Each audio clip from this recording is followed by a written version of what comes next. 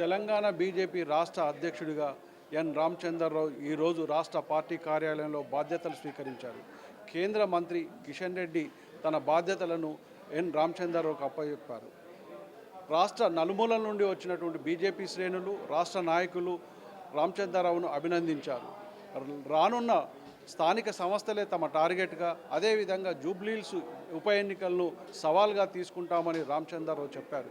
అంతేకాదు, కాంగ్రెస్ ప్రభుత్వం అమలు చేస్తామని గత అసెంబ్లీ ఎన్నికల్లో చేసిన హామీలను వెంటనే అమలు చేయాలని డిమాండ్ చేస్తూ సీఎం రేవంత్ రెడ్డికి బహిరంగ లేఖ కూడా రామచంద్రరావు రాశారు.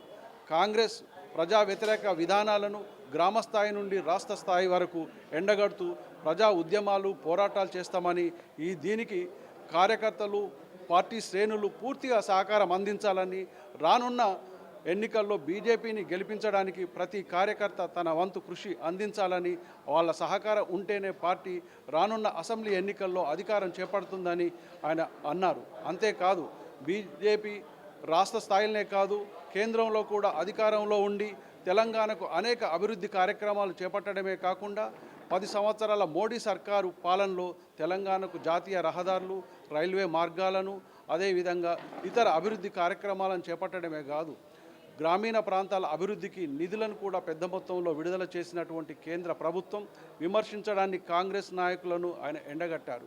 మొత్తంగా ఈరోజు ఎన్ రామచంద్రరావు బీజేపీ అధ్యక్షుడిగా బాధ్యతలు తీసుకున్న తర్వాత ఇటు పార్టీ శ్రేణులను ఉత్సాహపరుస్తూ, అటు ప్రభుత్వ అమలు చేస్తున్నటువంటి ప్రజా వ్యతిరేక విధానాలను ఎండగడుతూ అనేక ఉద్యమాలు చేస్తామని హామీ ఇచ్చాడు.